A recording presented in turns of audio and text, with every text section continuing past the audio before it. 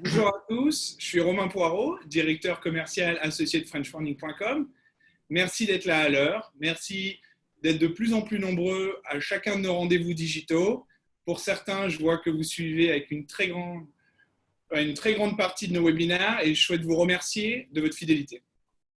N'hésitez pas à partager les invitations avec vos amis, votre famille ou vos voisins francophones qui peut-être ne connaissent pas encore la newsletter de French Founding. Vous êtes plus de 400 à vous être inscrits aujourd'hui. Vous remarquerez naturellement que vos micros et webcams sont coupés afin qu'on puisse écouter calmement nos deux experts. Ce webinaire va durer environ 1 heure, 1 heure et quart, à peu près 45 minutes à 1 heure de présentation et on prendra ensuite les questions-réponses en live. Vous pouvez dès à présent poser toutes vos questions en commentaire dans le Facebook Live ou sur le Q&A de Zoom en bas de votre écran. On prendra, comme je le disais, des questions en live. Si vous levez la main, raise hand, qui est aussi à côté du Q&A en bas de votre écran. Je vous rassure, si vous posez des questions en live, on va cacher votre nom de famille afin que vous ayez vos questions posées en toute discrétion. On va en revenir tout de suite au sujet d'aujourd'hui, succession franco-américaine, comment mieux les appréhender. Pour répondre à nos questions, nous avons l'honneur de recevoir 2 experts. Richard Ortoli est associé fondateur du cabinet Ortoli Rosenstadt à New York, membre des barreaux de Californie et New York. Il est avocat spécialisé en succession internationale, droit commercial international, droit immobilier et fiscalité internationale. François Burneau, notaire associé chez GMH Notaire, dirige le département droit patrimonial de la famille depuis 2012. Il intervient auprès d'une clientèle internationale, principalement aux États-Unis, titulaire d'un master en gestion de patrimoine. Il aborde régulièrement des thèmes de droit internationaux, dont récemment au consulat de France à New York avec Richard, je crois, à l'université de Miami et à l'université de Kyoto au Japon. J'espère que vous avez tous préparé un stylo et une feuille de papier, puisqu'on va avoir beaucoup d'informations aujourd'hui. Messieurs, qui c'est qui va démarrer alors? Bonjour à tous. Comme j'ai 6 heures d'avance sur vous, je n'aurai pas à me coucher trop tard, je crois que je vais commencer. Donc, je vais juste vous partager mon écran pour que vous puissiez voir les slides que je vous ai préparés. Je crois que c'est bon. Voilà. C'est bon, c'est parfait. Donc, je vais aborder avec vous… c'est parfait? Bon, fine. Je vais aborder avec vous les successions franco-américaines et comment mieux les appréhender. Alors, pas sous l'angle fiscal, même si on abordera un petit peu cette thématique à la fin de nos propos respectifs d'ici 1 heure, mais plutôt sous l'angle du droit civil et de la loi applicable aux successions, suivant qu'on se place du point de vue français ou du point de vue américain. Tout d'abord, les successions n'ont pas la même approche suivant qu'on se place du point de vue de la France ou du point de vue des États-Unis. Vous savez probablement qu'en France, on a un système avec une réserve héréditaire, donc une part minimum qui revient aux descendants, aux enfants de la personne décédée, dont on ne peut pas les priver. Contrairement aux États-Unis, vous avez une liberté testamentaire qui est bien plus grande, même si elle doit être un petit peu tempérée, puisque certains États connaissent notamment une sorte de réserve pour le conjoint, ce que les États-Unis appellent donc dans certains États le elective share, et qui permet, en l'absence de testament, de réserver une part au conjoint. Donc la loi applicable, c'est quoi? C'est la loi qui va permettre de déterminer qui sont les héritiers d'une personne décédée et surtout à quel quote-part ils peuvent prétendre.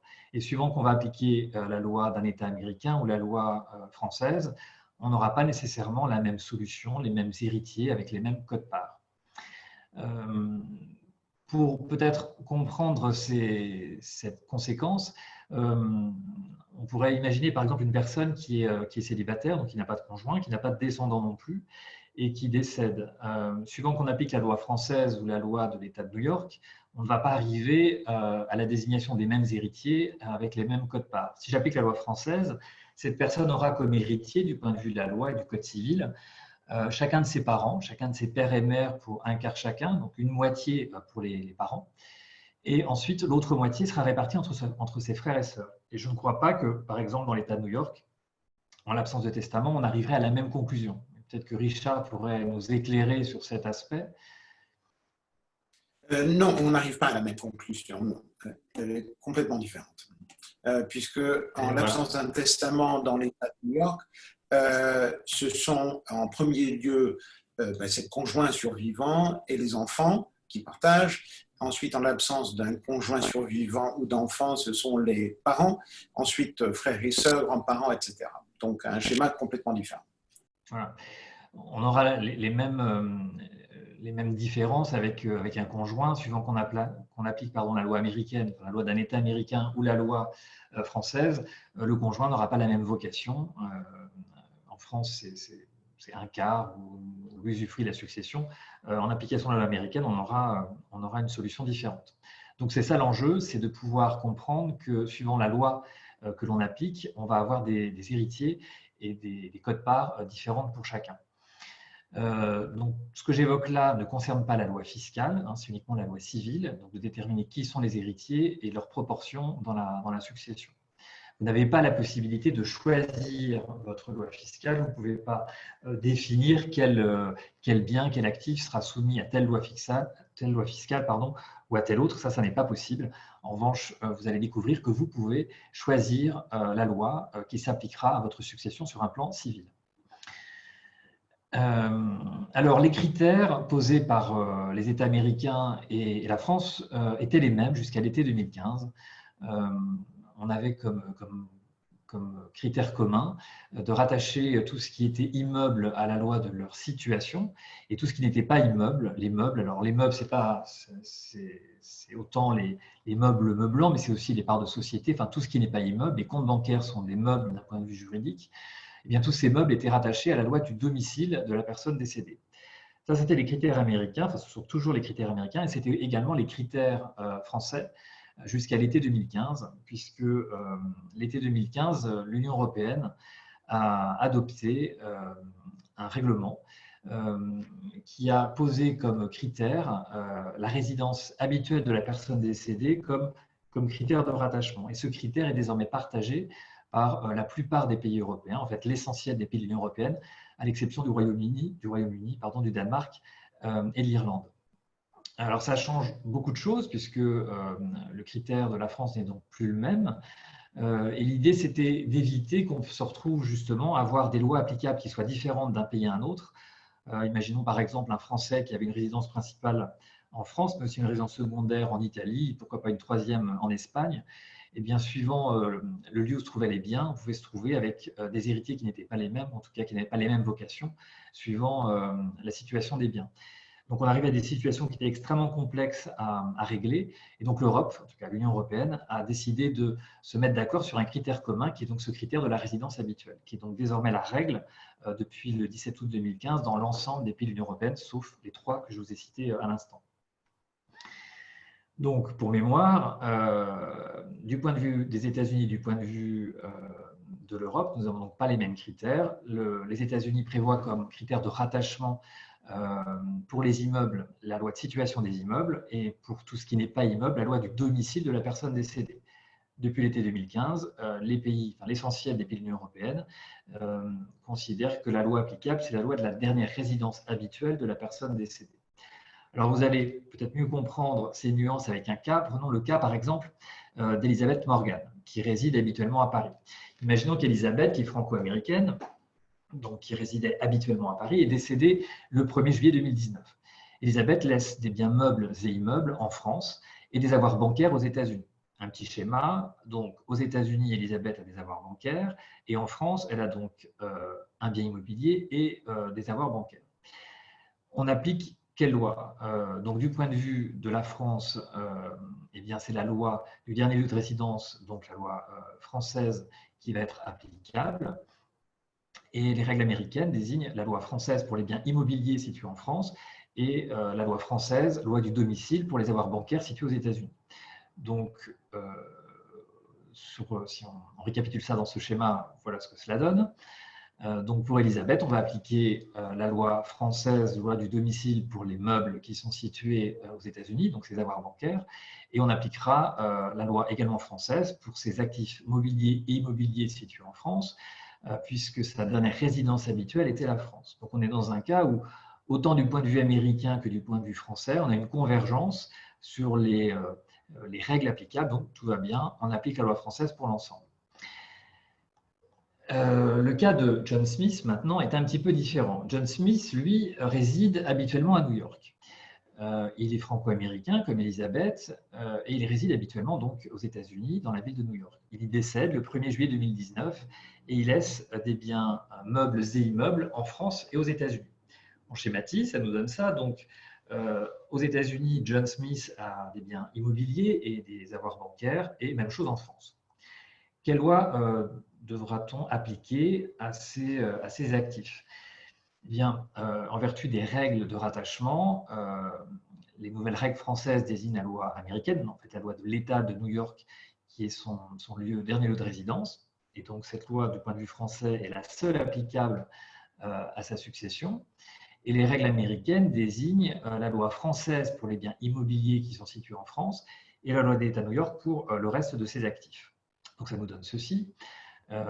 Les actifs immobiliers du point de vue américain sont gérés par la loi de leur situation. Les avoirs bancaires situés aux États-Unis sont gérés par la loi du domicile de John. Et le point de vue français, eh bien, l'ensemble de ces actifs français seront gérés par la loi de sa dernière résidence habituelle, donc la loi de l'État de New York. Puisque ce que je n'ai pas précisé, c'est que désigner la loi américaine n'a pas grand sens, puisque en fait, quand on désigne une loi pour un Américain, c'est la loi de l'État dans lequel il réside, puisque les règles varient d'un État à un autre. Alors, on va s'intéresser à l'immeuble qui est situé en France. Si vous m'avez bien suivi, contrairement au cas d'Elisabeth, on a une divergence de point de vue entre la France et les États-Unis. Du point de vue français, et en application du nouveau règlement européen, la France désigne donc bien la loi de la dernière résidence habituelle de John, donc la loi de l'État de New York, pour déterminer qui sont les héritiers de son immeuble qui est en France. Sauf que les États-Unis, eux, désignent la loi de la situation de l'immeuble, donc la loi française, pour déterminer qui sont les héritiers de cet immeuble. Donc là, on voit bien qu'on a une divergence de point de vue et on peut se demander quelle loi allons-nous appliquer, puisque la France et les États-Unis n'ont pas le même critère et on n'arrive pas à la même conclusion. Dans ce cas-là, et en l'absence de testament, on tombe dans ce qu'on appelle le mécanisme du renvoi, c'est-à-dire que les États-Unis renvoient à l'application de la loi française pour l'immeuble qui est situé en France, et dans ce cas-là, eh bien, la France accepte que ce renvoi fonctionne et donc accepte que la loi française s'applique à l'immeuble qui est situé en France. Donc on arrive à une conclusion qui est à l'inverse de ce que prévoyait la règle de rattachement de la France, puisque au tout départ, je vous rappelle que la France désignait pour cet immeuble la loi de la résidence habituelle de John, donc la loi de l'État de New York. Donc la solution, on appliquera à la succession de John, donc la loi française pour les biens immobiliers qui seraient situés en France, et la loi de l'État de New York pour le reste, y compris pour les comptes bancaires qui sont détenus en France. Alors ce règlement européen a apporté une révolution dans la mesure où vous pouvez désormais, en vertu de ce règlement, désigner la loi que vous souhaitez voir appliquée à votre succession. Alors ça, c'est une nouveauté en France parce que c'est un concept qui n'existait pas dans notre code civil. Et d'ailleurs, c'est un concept qui n'existe pas aux États-Unis. Alors évidemment, vous ne pouvez pas choisir n'importe quelle loi et votre choix est en réalité extrêmement limité parce que vous ne pouvez choisir que votre loi nationale. Alors la loi nationale, ça peut être plusieurs lois parce que d'une part, vous pouvez avoir plusieurs nationalités. Une personne qui serait franco-américaine pourrait autant choisir la loi française que la loi américaine.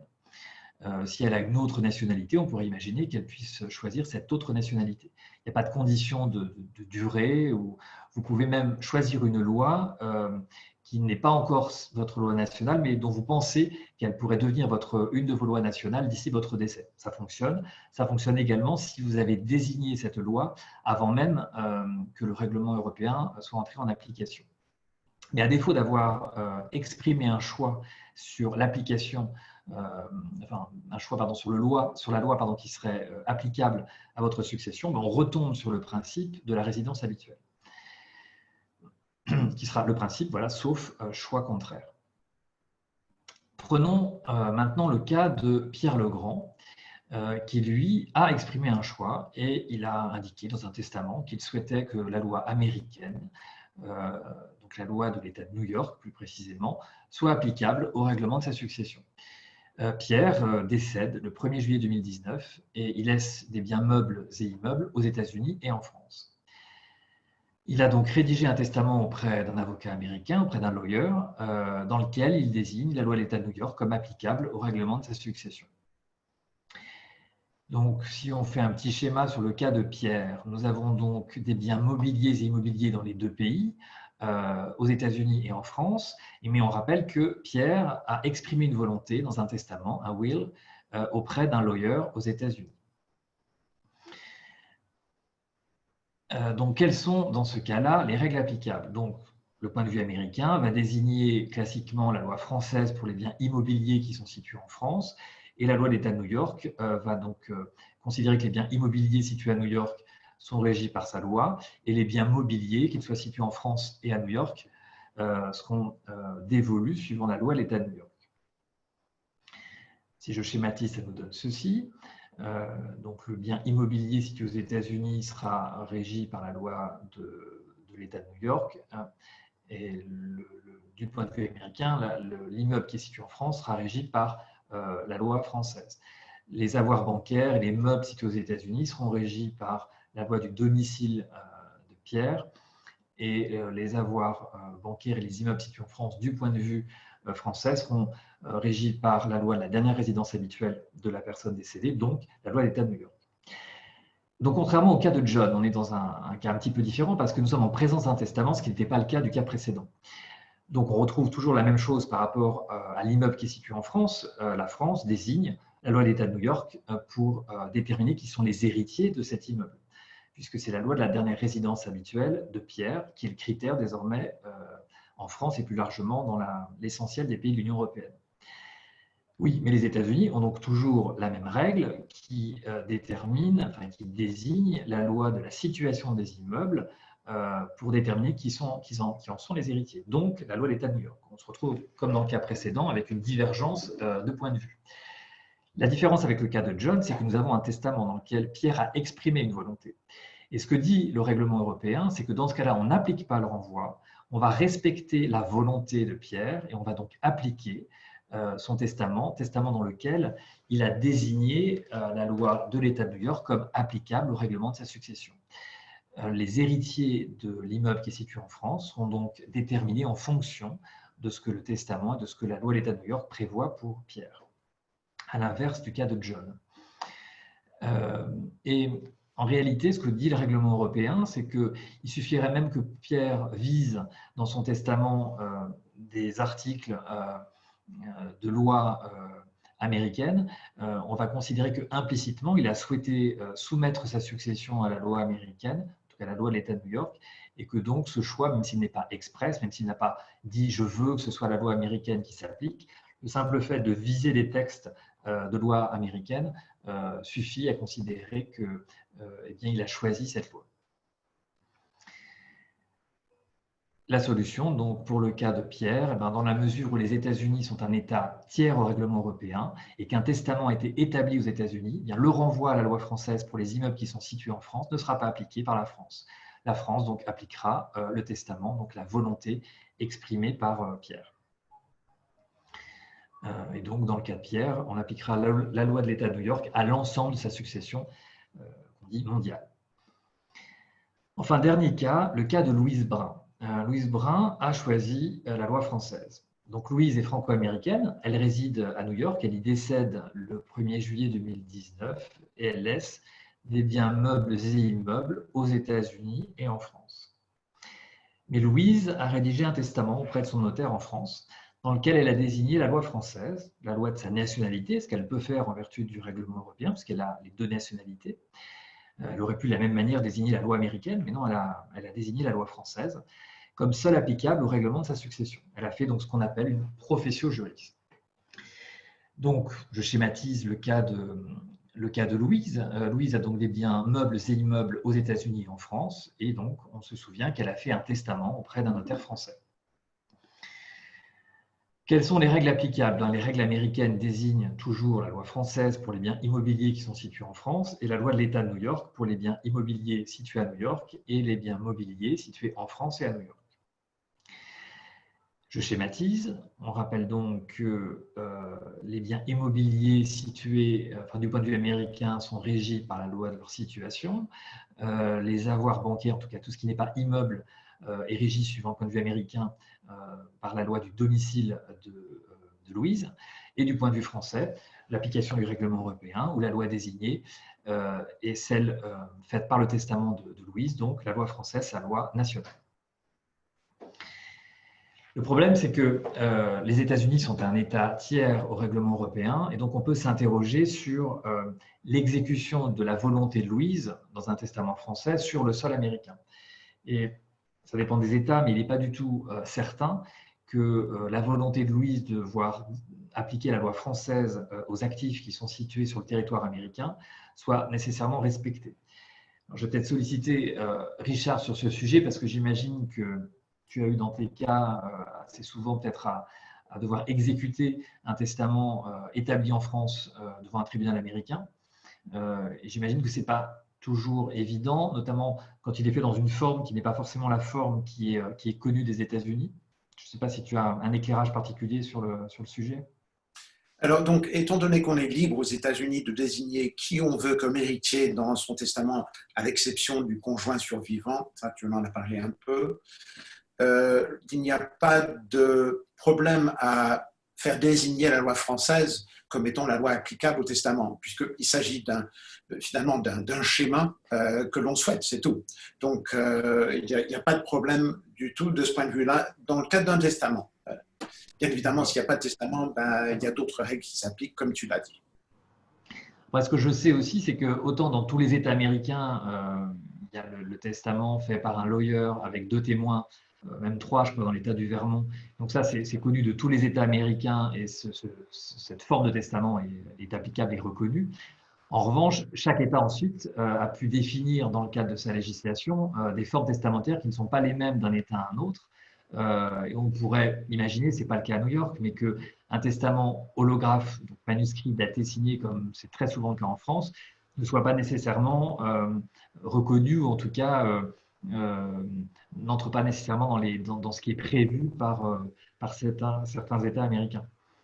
Ça, c'est exact. Mais par exemple, l'État de New York prévoit dans sa législation qu'un testament fait à l'étranger, selon les règles applicables au testament à l'étranger, par exemple un testament holographe, on a eu le cas d'une dame qui était franco-américaine, qui avait fait un testament holographe en France, qui est décédée aux États-Unis. Et le testament, on l'a retrouvé chez elle après sa mort. Ouais. Et ce testament, on a pu le faire admettre aux États-Unis, bien que les testaments holographes soient, dans l'État de New York, en tout cas, assez limités dans leur applicabilité. J'en parlerai tout à l'heure dans ma présentation.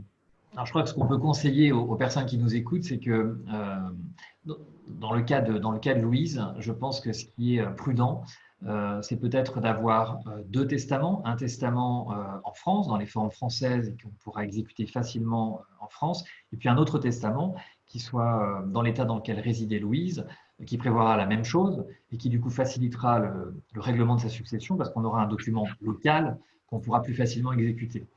Après, il faut dire… C'est exactement parce qu'en fait, en termes de faire valider un testament étranger, disons un testament français aux États-Unis, c'est la croix et la bannière, parce qu'il faut déjà garantir la validité par voie d'opinion de notaire ou d'avocat, etc. C'est un processus qui ralentit et rallonge tout à fait la procédure de probate, d'administration de la succession. Après, il faudra bien surveiller à ce que ces 2 testaments soient harmonieux. Et l'idéal, c'est que les 2 juristes dans chaque pays qui vont les établir, peut-être se coordonnent pour qu'on ne se retrouve pas avec des situations, avec des testaments qui soient contradictoires ou même pire que l'un révoque l'autre. On peut aussi creuser la piste du testament international, puisque certains États américains ont ratifié la Convention de Washington qui permet justement d'établir dans une forme bien précise des testaments dits internationaux et qui, dans la mesure où la France a également ratifié cette convention, bien ce testament serait valable à la fois en France et dans certains États américains. Mais attention, ça ne concerne pas tous les États, et notamment je crois que l'État de New York n'est pas concerné par cette forme testamentaire. Avant de clore mon propos, je voulais vous évoquer deux successions qui ont été assez médiatiques et qui vont illustrer, je pense, ce que je viens de vous expliquer. Donc ce sont les successions de Maurice Jarre et de Johnny Hallyday. Alors, Maurice Jarre et Johnny Hallyday partageaient un certain nombre de points communs. Et d'ailleurs, en préparant mon intervention d'aujourd'hui, je me suis rendu compte qu'ils en partageaient même bien davantage que ce que j'imaginais. Alors, bien évidemment, la musique les réunissait tous les deux, mais évidemment, ils ont tous les deux résidé en Californie. Ils avaient chacun le goût pour le mariage, puisque Maurice Jarre s'est marié 4 fois, Johnny Hallyday s'est marié 5 fois.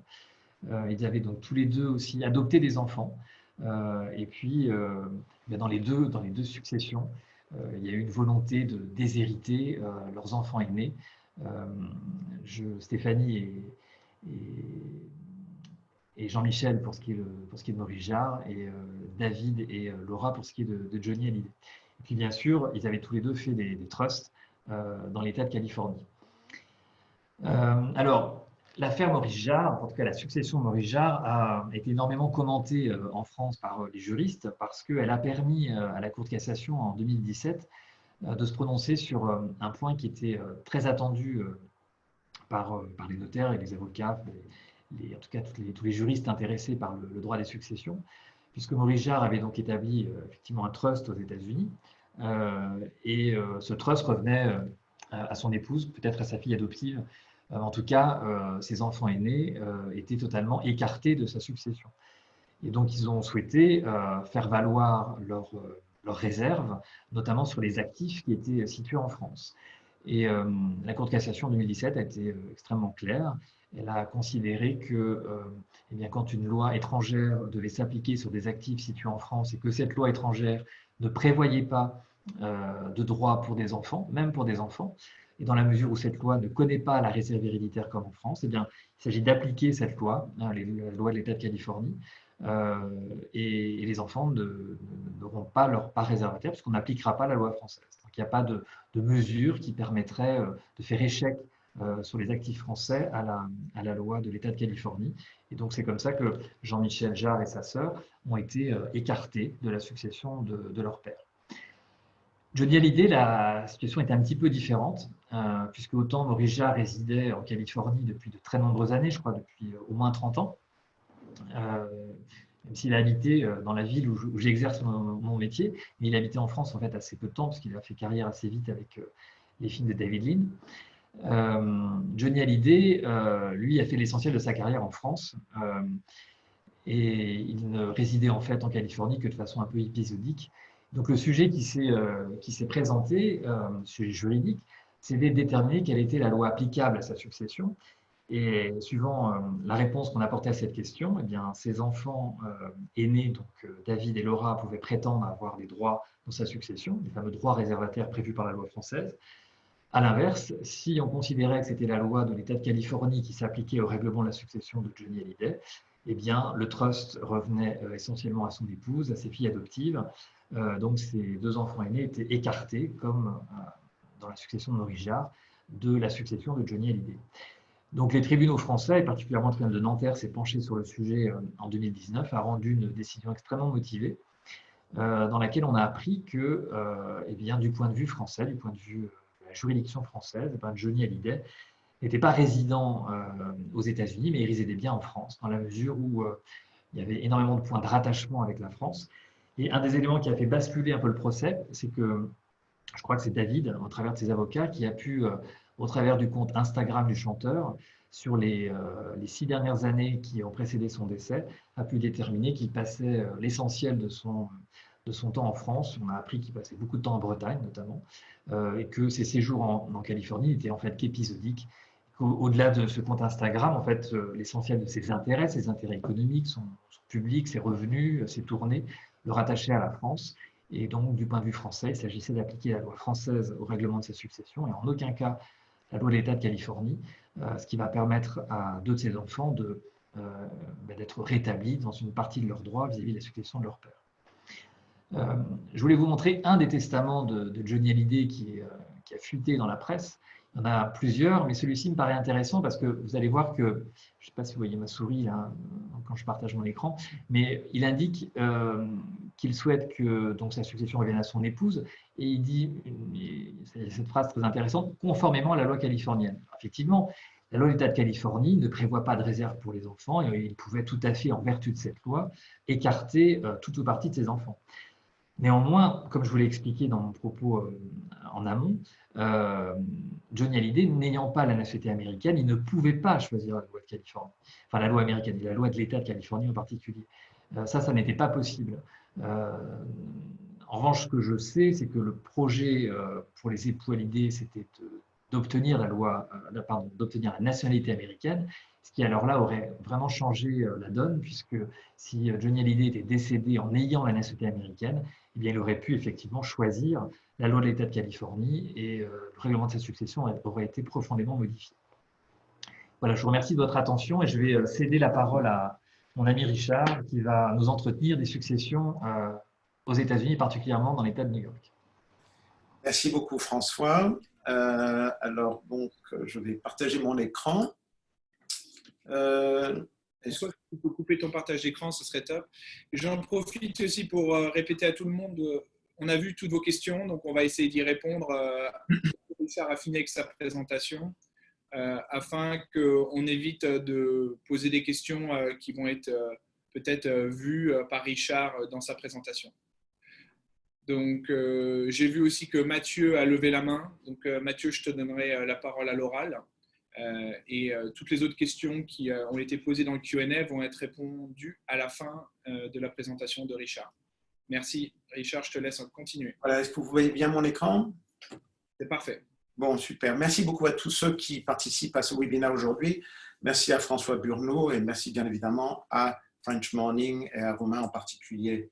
Voilà, François vous a parlé des complications dans les successions franco-américaines. Ça peut être américano, autre chose également, mais on parle précisément de la France et des États-Unis aujourd'hui. Je partage ces inquiétudes sur beaucoup de sujets parce que c'est assez compliqué. Donc, je sais que je prêche ma cause, mais néanmoins, consultez un avocat, s'il vous plaît, avant de faire un testament, parce que surtout quand vous avez des biens à l'étranger, en particulier en France et aux États-Unis. Je vais vous parler du processus et des aspects juridiques et fiscaux des successions aux États-Unis, parce que c'est un système assez particulier à ce pays. Je ne dirais pas qu'en France, que c'est simple, François le dirait, que ça ne l'est pas, mais en France, il y a le notaire et puis il y a le notaire. Ici, il y a, et parfois un exécuteur testamentaire, mais c'est en fait le notaire qui a le rôle principal dans l'administration d'une succession. Au contraire, aux États-Unis, il y a des tribunaux. Et je vais vous expliquer un peu plus en détail. Bon, ça c'est moi, vous savez qui je suis. Qu'est-ce qu'une succession? Voilà, première question à déterminer. Lorsque quelqu'un décède, qu'il avait des actifs, il y a forcément l'ouverture d'une succession, ce qu'on appelle une estate aux États-Unis pour la transmission du patrimoine. Et aux États-Unis, comme François l'a dit, le lieu et l'État, ça c'est très important, où le défunt résidait habituellement, vont déterminer comment la succession est traitée et administrée. Donc en fait, c'est pas, juridiquement, on appelle ça le domicile. Dans l'État de New York, c'est le domicile qui détermine comment la succession est traitée et administrée. Et François a démontré quelques exemples de comment c'est traité, comment cette question est traitée. Et donc, n'oubliez pas que le processus et le droit applicable sont différents d'un État à un autre. On parlerait surtout aujourd'hui de l'État de New York, puisque je suis basé à New York, que je connais bien le droit de l'État de New York. Alors, qui a un droit absolu à l'héritage? Comme a dit François, contrairement à la France, seul l'époux survivant, sauf renonciation de sa part dans un contrat prénuptial, a un droit absolu à une part de la succession, ce qui s'appelle the spousal election. Et donc, on peut même déshériter son époux survivant, son conjoint survivant, si à l'avance on fait un contrat prénuptial ou si on fait un contrat postnuptial après le mariage. Dans l'État de New York, cette part est essentiellement équivalente à 30% de la masse successorale. mais surtout, on peut déshériter ses enfants. Ça choque les Français, je le sais, mais parfois, on n'est pas toujours d'accord avec ses enfants.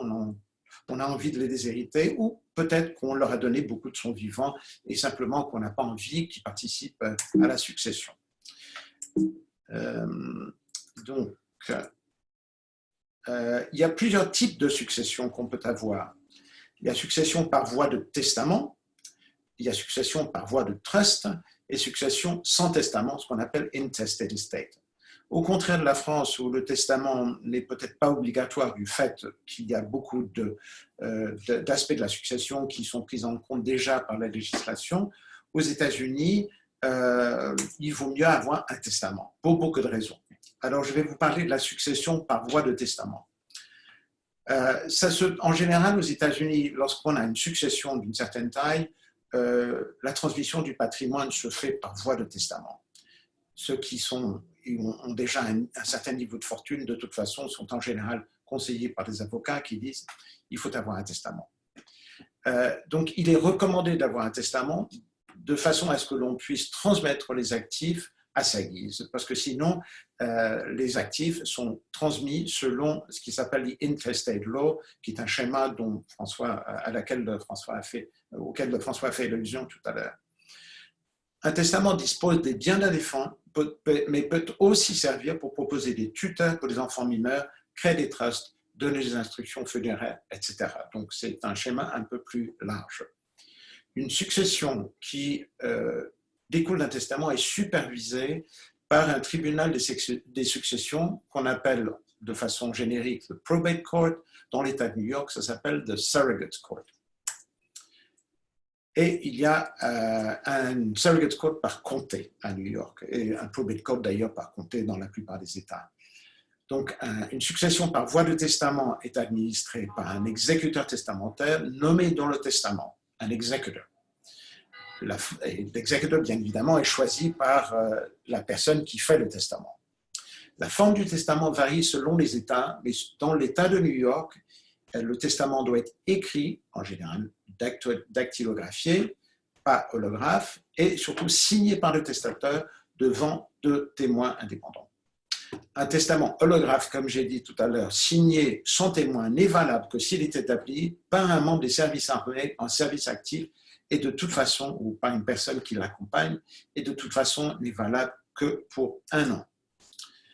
Alors, succession par voie de trust. Ça, c'est intéressant pour surtout ceux qui ont une succession un peu compliquée.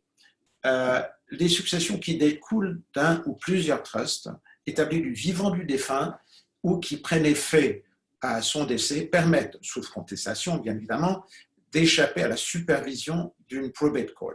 Ceci est un avantage en termes de temps de liquidation de la succession et de coûts. Le problème est bien évidemment, surtout en ce moment par exemple, les tribunaux des successions, les probate courts, sont fermés. Donc, sauf urgence, il est pratiquement impossible de progresser, d'avancer dans une succession et en général même, ça prend beaucoup de temps. Le moins long que j'ai eu, c'était du début à la fin 9 mois, mais j'ai une succession par exemple qui traîne depuis presque 10 ans maintenant, du fait de la lenteur du fonctionnement des tribunaux. Le créateur d'un trust s'appelle le grantor ou le settlor. Le titre de propriété des biens contribués au trust par le grantor est détenu par un trustee.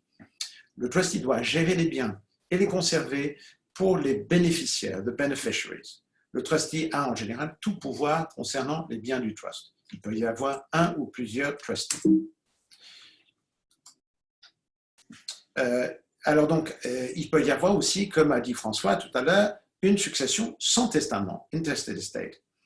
Là, ça devient plus compliqué parce que, bien évidemment, les biens vont être transmis selon un schéma légal qui n'est pas nécessairement celui que voulait le défunt, mais il n'a pas fait de testament. Alors donc, je parlerai de l'État de New York. Les biens d'une succession sans testament sont distribués en application de la loi qui s'appelle New York Estates Power and Trust Law, section 4-1.1, comme suit par ordre dégressif. Donc, l'époux, le conjoint survivant sans enfant, reçoit 100% de la succession. En l'absence du conjoint, les enfants survivants reçoivent 100% de la succession. S'il y a époux et enfants, l'époux survivant reçoit les premiers 50 000 et partage 50-50 le reste avec les enfants.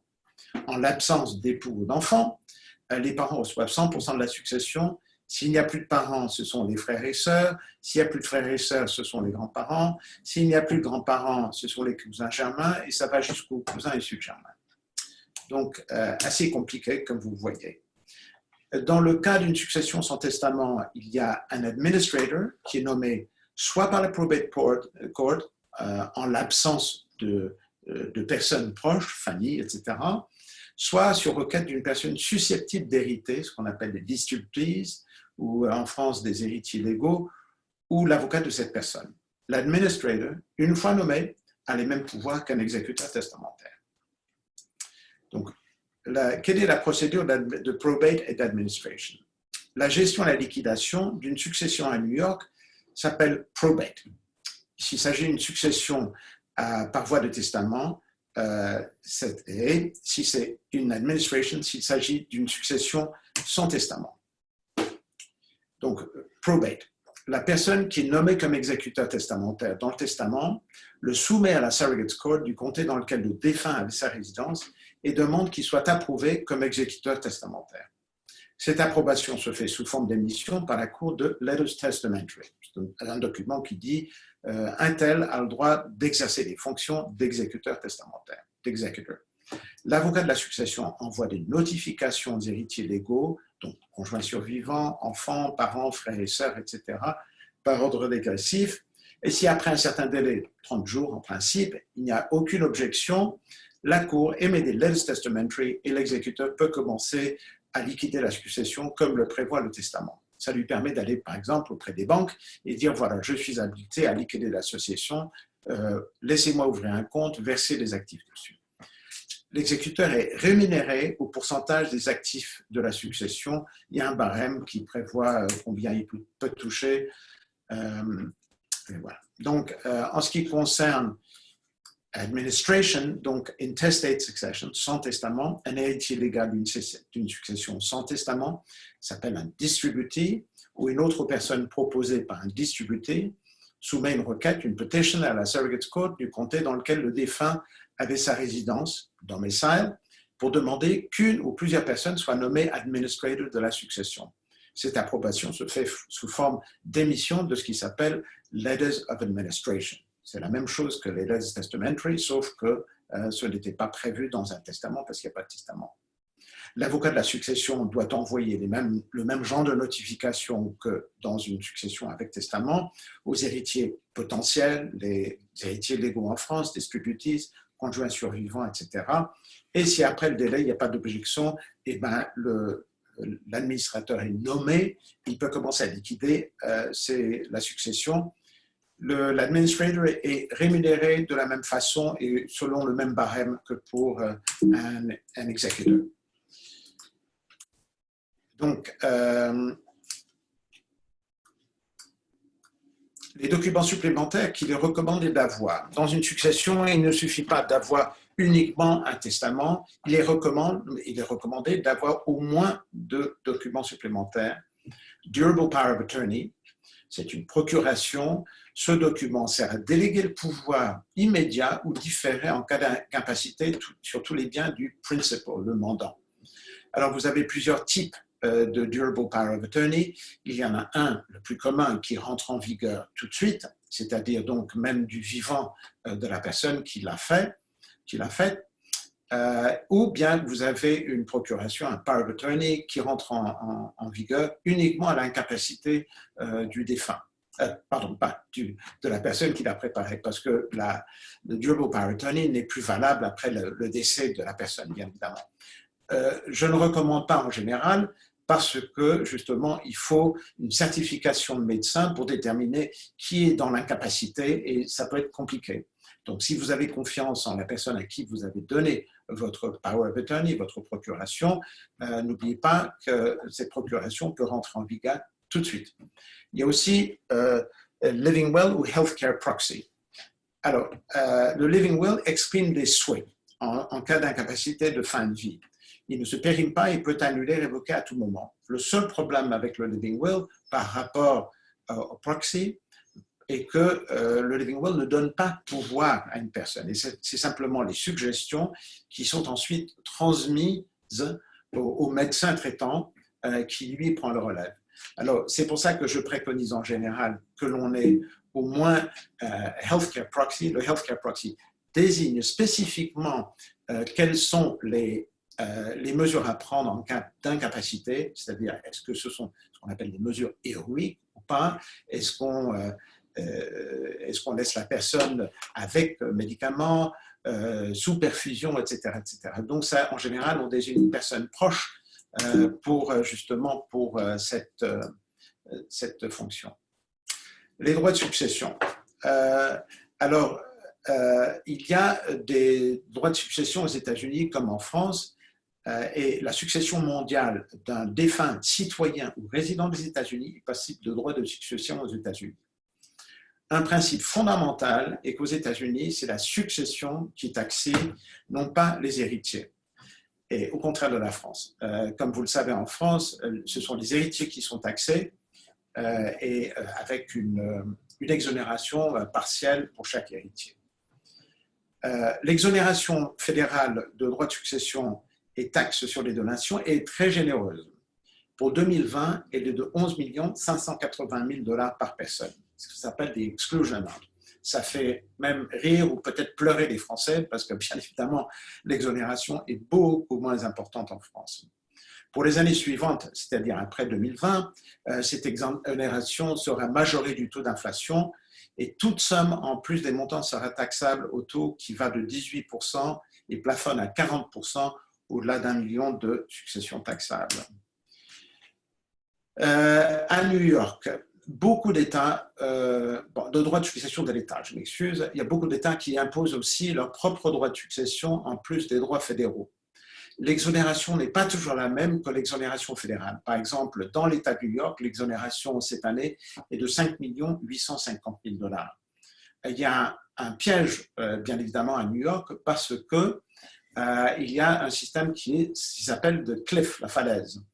Si vous avez $1 de plus que l'exonération, l'ensemble de la succession est taxable à un taux qui va jusqu'à 16%. Donc attention, et surtout si vous pensez que vous êtes sur le point de mourir, allez décamper dans un autre État, il vaut mieux, parce qu'il y a des États qui n'ont pas de droit de succession, comme par exemple la Floride ou la Californie et d'autres. Il y a une convention concernant les droits de succession et taxes sur les donations entre la France et les États-Unis. Ce sont des dispositions assez compliquées, mais ces conventions, en fait, prévient la double taxation entre la France et les États-Unis en matière de droits de succession et droits sur les donations. C'est assez compliqué, mais grosso modo, vous n'allez pas être taxé 2 fois. C'est la seule consolation que vous pouvez avoir. Si, par exemple, vous avez des biens immobiliers en France qui seront soumis au droit de succession en France, vous n'allez pas payer 2 fois. C'est-à-dire aux États-Unis, on prendra en compte un crédit de droit de succession dans le calcul des droits de succession que la succession va payer aux États-Unis. Et voilà, écoutez, moi j'arrive à la fin de ma présentation. Je vous ai expliqué comment ça se passe. Comme vous avez vu, c'est compliqué. Malheureusement, dans la plupart des cas, il faut passer par un avocat. Nous avons, il faut le dire, une certaine utilité. Et voilà. Écoutez, à vous de poser vos questions auxquelles nous serons très heureux de répondre. Merci Richard. C'était parfait, synthétique. Et je pense que on a reçu beaucoup de questions. Donc, pour donner un peu de vie aussi, je vais prendre des questions en live et puis ensuite, je vais faire les questions qui ont été posées par écrit. Je vais aussi en profiter entre-temps pour mettre les emails de François et Richard afin que vous puissiez les contacter ultérieurement avec des questions plus personnelles que vous souhaitez peut-être pas poser devant tout le monde aujourd'hui. Je vais commencer par donner la parole à Laurent. Laurent, si tu veux bien unmuter ton micro et on t'écoute. Oui, est-ce que vous m'entendez? Parfaitement. Parfait, merci. J'ai également posé ma question par écrit, donc vous pourrez l'éliminer. Donc moi, je suis franco-américain et je voulais juste m'assurer que j'avais bien compris. En fait, si je fais un testament aux États-Unis et en France, demandant d'appliquer la loi d'un État américain, la succession se fera-t-elle selon la loi de cet État, même si je réside en France au moment de mon décès? Ouais, L'ensemble des biens. c'est plutôt une question pour François, mais est-ce que vous êtes de nationalité américaine? Oui, je suis franco-américain, donc j'ai les deux nationalités. D'accord. Ouais, alors, je réponds à Laurent. Alors oui, vous pouvez tout à fait faire un testament aux États-Unis et si dans votre testament vous indiquez que vous souhaitez que ce soit la loi de l'État dans lequel vous résidez qui soit applicable à votre succession, eh bien le notaire qui réglera la partie de votre succession française et notamment si vous détenez des biens immobiliers qui sont situés en France, ils seront effectivement dévolus suivant ce que vous avez prévu dans votre testament américain. Alors pourquoi? Parce qu'il y a ce nouveau règlement européen qui le permet et parce que vous avez les deux nationalités et vous avez donc la nationalité américaine. Et contrairement à Johnny Hallyday, vous pouvez désigner la loi américaine comme applicable au règlement de votre succession. Mais pas la fiscalité de la succession, bien évidemment. Hein. Non, non. En fait, c'est vous que Laetitia aurait dû épouser. Et faut-il avoir, est-ce qu'on doit avoir une résidence aux États-Unis en fait? Parce qu'il faut choisir un État, j'imagine. Donc, Alors non, la résidence n'est pas nécessaire. Le critère posé par le règlement, c'est la nationalité. Vous avez le droit. On pourrait imaginer que vous revenez en France, c'était votre question, si vous résidez habituellement en France au moment de votre décès, le fait que vous ayez conservé votre nationalité américaine, votre testament sera toujours valable et du point de vue français, on continuera à appliquer la loi américaine parce que vous aviez la nationalité américaine au moment de votre décès. Mais également, par exemple, vous pourriez choisir un État si votre épouse, vous ne souhaitez pas que votre épouse hérite de ce dont elle pourrait hériter dans l'État de New York, comme j'ai dit, 30%. Il y a des États qui prévoient un pourcentage moins élevé. Donc, vous cherchez l'État avec le pourcentage le moins élevé. Vous dites, je ne sais pas si c'est le Nevada, mais le Nevada, ça me convient très bien. Mon épouse n'aura que 10%. En l'absence, bien évidemment, d'un contrat prénuptial. d'accord. Et sans avoir besoin de garder une résidence aux États-Unis. Exactement. Très bien. Merci beaucoup. Merci à vous. Merci.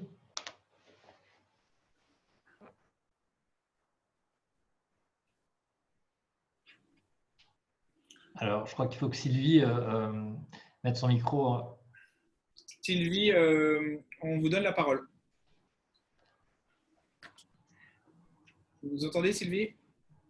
Il y a un problème de micro. Alors, en attendant, on va donner la parole à Jean-Pierre.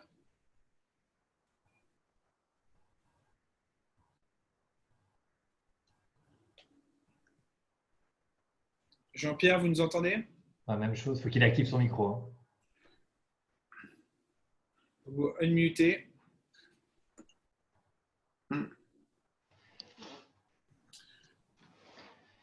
Romain, tu ne peux pas le faire de… Sophie, je vais vous donner la parole aussi. Je crois que Sophie est là, mais elle a un problème de micro aussi. Dis donc, tout le monde a un problème de micro aujourd'hui. Voilà, on va donner… Ah ben, on l'entend. Non, Ah, je vous on entend? entends. Oui. Mais de loin. Il faut parler un tout petit peu plus fort ou vous rapprocher du micro peut-être. Attendez, je vais voir si je peux augmenter le volume de mon…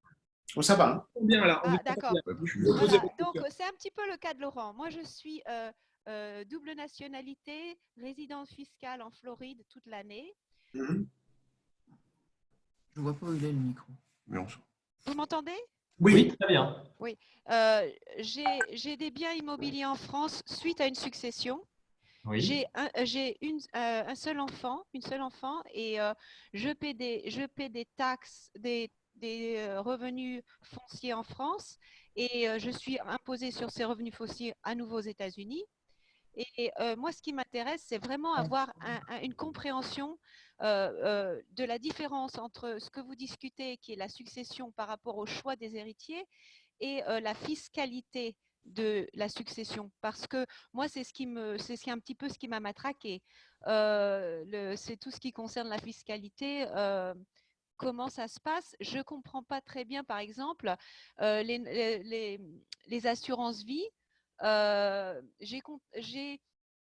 J'ai contracté des assurances vie aux États-Unis de types divers et variés, All Life et Term Life.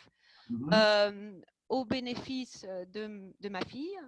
Et tout d'un coup, je vois que maintenant, la France me demande de déclarer mes assurances vie aux États-Unis. Alors, je ne vois pas très bien pourquoi, puisque moi, je suis imposée fiscale, résidente fiscale américaine sur des biens qui n'ont pas été des biens spéculatifs.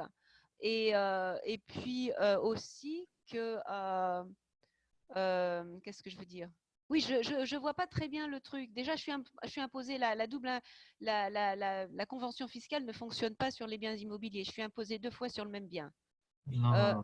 Ah Non, si, si. Je peux vous garantir que les impôts que je paye, le crédit d'impôt étranger est à peu près un quart à un tiers. Donc la différence entre le revenu imposable et le résiduel après le crédit d'impôt étranger est réimposé et réintégré dans mon revenu fiscal mondial américain. oui, mais là, vous faites confusion entre les revenus de votre vivant et les droits de succession. Là, on parlait de droits. C'est pour ça. Non, mais moi, je vous donne le contexte de mon inquiétude. C'est qu'est-ce qui va se passer au moment de la succession, sachant déjà le fatras que c'est de mon vivant. Parce que j'ai quand même, il n'y a rien à faire. Si déjà au niveau quand on est vivant, on n'a pas, on se fait avoir des deux côtés et qu'il n'y a pas moyen de dire quoi que ce soit. Comment se passe la fiscalité d'une succession quand on a des biens immobiliers en France? Alors écoutez, madame, moi je suis en mesure de vous rassurer parce que des successions franco-américaines, j'en règle quand même assez souvent, et notamment avec des immeubles qui sont situés en France et des héritiers qui sont soit aux États-Unis, soit en France, et des personnes décédées qui souvent étaient américaines et résidant aux États-Unis. Et la convention fiscale franco-américaine, elle fonctionne très très bien. Et comme le disait Richard tout à l'heure, son but, comme d'ailleurs toutes les conventions fiscales, c'est d'éviter les doubles impositions. Et je peux vous assurer qu'un bien immobilier situé en France ne sera pas taxé 2 fois, à la fois en France et à la fois aux États-Unis. Après, ça suppose que vous fassiez quelques démarches pour obtenir éventuellement un crédit d'impôt, mais voilà, la convention fonctionne et j'en suis le témoin quasiment toutes les semaines. Merci Sophie pour votre question. On va donner à nouveau la parole. J'aimerais bien vous contacter après pour vous poser une question parce que comment je dois faire pour que ça marche? Parce que ça ne marche pas. D'accord? Oui. Volontiers. Encore une fois, je pense qu'il ne faut pas confondre l'imposition sur les revenus de votre vivant et les droits de succession. Ouais. Même si la convention vise… Ah non, d'ailleurs, la convention, elle ne porte que sur les successions et les donations. Hein. Enfin, c'est celle qu'on évoque. Il y a une autre convention pour les… Donc, d'accord. Ok. Donc il faut que… c'est pas le thème d'aujourd'hui. Mais… Non, mais c'est quand même un des aspects majeurs de la succession. Ouais. Oui, pour moi, c'est un aspect majeur de la succession. Oui, bien sûr. Donc, et surtout avec une succession moyenne, quoi. Ça n'a pas besoin d'être une grosse succession. Oui, parce que les successions françaises sont plus lourdement taxées qu'aux États-Unis. C'est rien de le dire. Pour qu'on puisse aussi donner la parole, puisqu'il y a énormément de questions qui viennent d'arriver dans le Q&A, pour qu'on puisse donner la parole à tout le monde, je vous invite, je viens de mettre l'email de Richard et de François dans le chat. Je ne sais pas si vous l'avez vu. Je vous invite à leur faire un petit message et ils s'engagent à vous répondre personnellement. D'accord, merci. Avec plaisir. Alors, Natalia, est-ce que vous êtes là?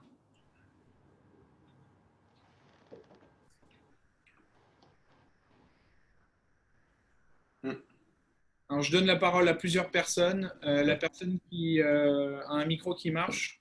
Oui. Ah bah voilà. C'est Marie-Hélène. Marie-Hélène, en fait, c'est plutôt monsieur. Messieurs, je vous remercie d'avoir organisé ce webinaire. Voilà, nous sommes français. Mon épouse est propriétaire d'une maison au Luxembourg. Cette maison est louée et rapporte donc de l'argent mensuellement. Nous désirons faire une donation à nos 3 enfants, dont l'un est américain maintenant. Il est binational. Voilà, à New York. Il vit à New York. Voilà. Donc, quel est Alors, vous résidez à quel endroit, monsieur? À Paris, en France. La maison est au Luxembourg et en ce moment, excusez-moi, je vous coupe la parole, en ce moment, il existe peut-être la possibilité pour mon épouse d'acquérir la nationalité luxembourgeoise.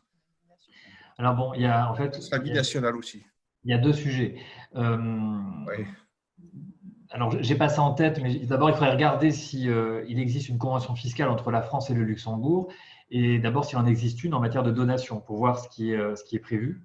Mais en tout cas, si je raisonne par rapport à la Convention française, le fait que votre fils soit résident aux États-Unis ne va pas avoir d'impact sur la fiscalité s'il y a une fiscalité qui est exigible au Luxembourg. Et comme j'ai dit, aux États-Unis, c'est la succession qui est imposée, non pas l'héritier. Votre fils aux États-Unis, si sa part de la succession dépasse $100 000 dans l'année, sera obligé de soumettre un formulaire 3520 au fisc, à l'IRS, mais c'est tout ce qu'il aura à faire. Il n'aura pas de droit de succession à payer aux États-Unis. Bon. Et alors, c'est à vérifier, mais je crois me souvenir d'un cas avec des Luxembourgeois que j'ai eu il y a quelques mois, et je crois, mais à vérifier qu'il n'y a pas de convention en matière de donation entre la France et le Luxembourg. Mais c'est compliqué de vous répondre comme ça, mais voilà, j'ai un vague souvenir de ça. D'accord. Alors, qu'est-ce qu'il faut faire? D'abord, contacter un juriste luxembourgeois pour lui demander… La convention fiscale, si elle existe, ça je pourrais vous le dire très très vite. D'ailleurs, même vous pouvez vérifier vous-même, elle est accessible. L'ensemble des conventions fiscales sont accessibles sur le site des impôts. Il y a un onglet international. Vous cliquez sur convention, elles sont toutes classées par ordre alphabétique. Donc, s'il en existe une avec le Luxembourg, vous allez la trouver. Mais ensuite, il faut bien faire attention à l'objet de la convention, parce qu'on peut en avoir, comme c'est le cas avec les États-Unis, plusieurs conventions. Et les conventions en matière de donation sont assez rares, parce que la France n'en a contracté que 7. Donc, je serais en fait assez étonné qu'il en existe une avec le Luxembourg. D'accord. Et donc, s'il n'en existe pas, qu'est-ce qu'il faut faire? Et si je ne suis pas binationale? Ensuite, comme vous êtes domicilié en France, vous risquez d'avoir à supporter une fiscalité sur la donation en France. D'accord. Okay. On va remercier sur les dispositifs généraux. On va remercier le mari de Marie-Hélène pour sa question. On va passer au suivant parce qu'on a plein. Merci messieurs, merci. Avec plaisir. Merci à vous. J'ai donné la parole à Alexandra, si elle est là. Oui, je suis là. Vous m'entendez? Oui. Oui. Bonjour, messieurs. Très intéressant comme webinaire. Mon cas est, je suis franco-américaine. Je réside en Californie, donc j'ai la double nationalité. Et alors, je viens d'hériter de pas mal de biens en France.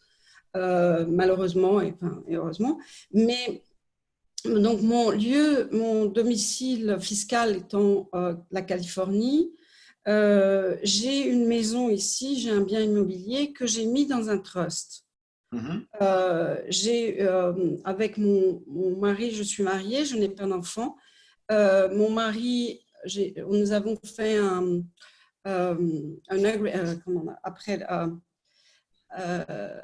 avant le mariage, un contrat prénuptial. Voilà, un contrat prénuptial.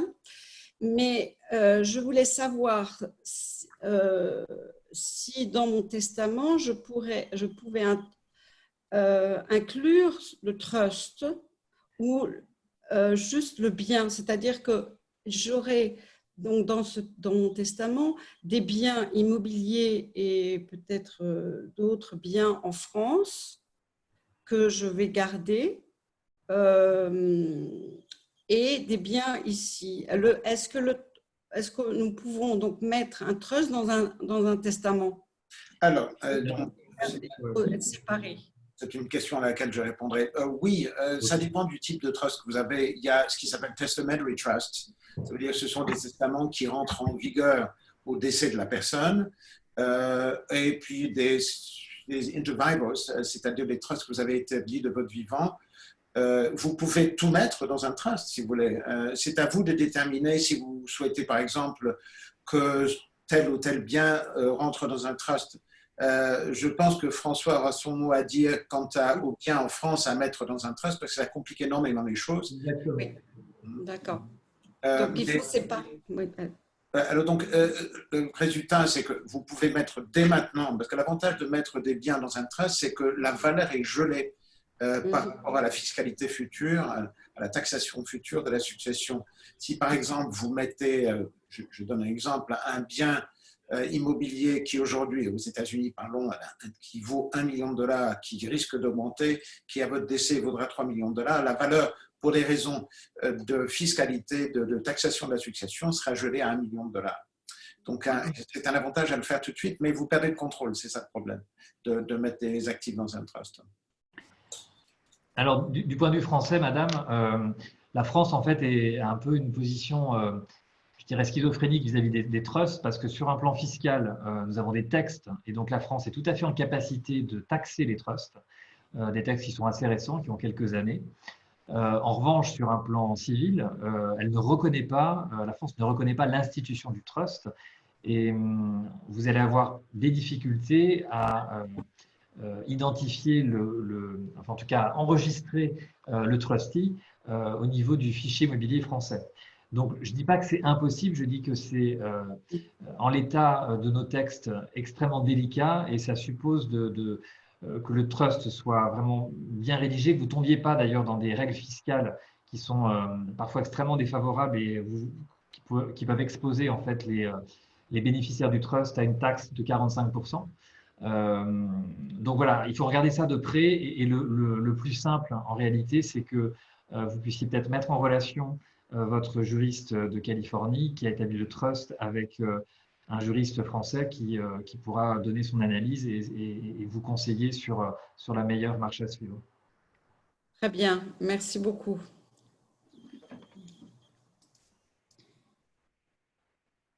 Merci Alexandra pour votre question. Je crois qu'on a aussi Sylvie qui est là. Oui, merci. Est-ce que vous m'entendez? Oui. Très bien. Bonjour. Eh bien, bonjour. Alors, je suis française résidente à New York, divorcée sans enfant.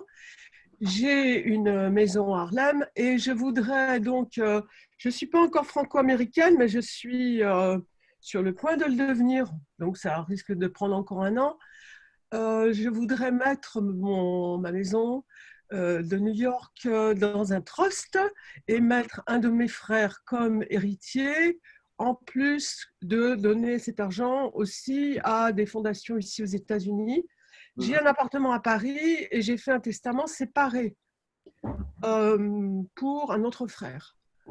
Donc ma question c'est bon, j'ai encore rien fait, sauf l'appartement de Paris. Je voudrais mettre l'appartement de New York, enfin, la maison de New York dans un trust pour mon frère. Quelles seraient les implications fiscales pour lui? Bon, pour moi, vous dites que la valeur est gelée.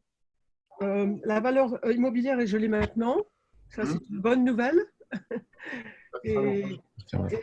Bon, c'est un peu ma question. C'est en train de prendre des décisions sur la meilleure formule pour, faut-il garder deux testaments séparés, l'un pour la France, pour l'appartement, et un à New York. Voilà.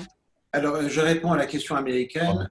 Écoutez, moi, je suis favorable et défavorable au trust dans le sens que est-ce que vos actifs actuellement dépassent 11 millions et quelques?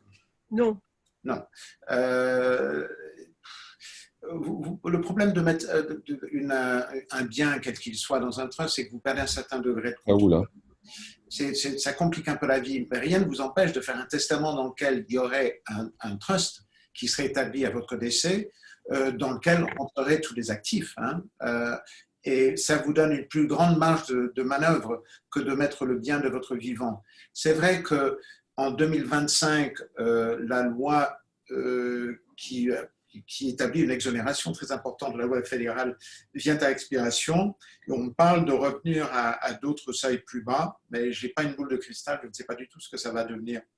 Je n'ai pas bien compris quand vous dites… Alors, donc, la loi fiscale actuellement, l'exonération qui est de 11 850 000 dollars, augmente tous les années jusqu'en 2025 et vient à expiration en 2025. Et certains disent que ça peut revenir au seuil qui était beaucoup plus bas d'avant, ou certains disent que ce sera maintenu. Je ne sais pas. Mais rien ne vous a… Alors, donc, si le seuil actuel est maintenu, l'exonération actuelle est maintenue, vous êtes largement dans les clous. C'est-à-dire donc votre succession n'aura pas de droit de succession à payer. Même en trust? Même en trust. Même en trust. Même en trust. D'accord. Mais la raison pour laquelle je veux faire un trust, c'est que j'ai une collection d'art privé, etc. Donc, que je voudrais mettre, et je vais éviter le probate qui peut être un casse-pied, un casse-tête. Oui, mais rien ne vous empêche de faire un testament dans lequel il est prévu qu'à votre décès, un trust rentrera en vigueur tout de suite. Ça veut dire qu'en fait… Comment s'appelle ce trust? The Testamentary Trust. Testamentary Trust. OK. OK. Et donc, ce trust rentrera en vigueur tout de suite. Rien ne vous empêche non plus de faire de votre vivant, mais encore une fois, vous enlevez une certaine marge de manœuvre parce que il faut des trustees, etc. Vous pouvez ça complique les choses. Donc, oui, merci beaucoup. C'est très utile d'avoir cette… Et idem, le même problème que tout à l'heure pour la France. Ne mettez pas des actifs français dans un trust. Ah non. Donc, je garde mon testament séparé français. Oui, il faudra juste peut-être s'assurer que le testament est bien harmonieux avec le trust et que tout ça s'exécute parfaitement. C'est-à-dire que je n'ai pas besoin de mentionner l'appartement de Paris. Aux États-Unis, ça ne les regarde pas. Oui, bien sûr. Non, mais il ne faudrait pas, par exemple, que dans le trust, vous indiquiez que vous révoquez toute disposition que vous avez prise antérieurement, ce qui pourrait amener à révoquer le testament qui concerne le bien parisien. D'ailleurs, il faut que vous sachiez, vous n'avez pas besoin de spécifier dans votre testament tous les biens que vous avez. Hein. Vous dites simplement tous les biens que j'ai rentrent dans un trust à mon décès, c'est tout. Hein. Moi, je crois que c'est même plutôt pas mal que vous évoquiez qu'il y a un testament en France et qui a sa propre autonomie. C'est pas gênant. Oui. Sauf effectivement, sauf les biens que j'ai en France. Voilà. OK. Donc, je peux dire sauf les biens que j'ai en France. Voilà. Oui. Géré par un testament local. Oui. Merci Sylvie. Merci beaucoup. Je pense que ça a aussi répondu à pas mal de questions d'autres personnes. On a Julie. Est-ce que Julie est là? Jean-Pierre? Alexandra? Allô? Oui, Allez. Julie. C'est Julie. Ah, Julie, comment ça va? Oui, Julie, ça va très bien. C'est plutôt Olivier, là, même cas que précédemment. Bonjour à tous et puis merci pour vos précisions. J'ai une question. Donc, je voulais savoir… Vous m'entendez? Oui. On a eu un problème, si vous pouvez juste répéter votre question, désolé. Oui, je vous expliquais que vous avez beaucoup parlé de l'État de New York. Comment, c'est très large comme question, les choses se passent dans les autres États? Est-ce qu'il y a de grandes différences? Ça, c'est le premier point.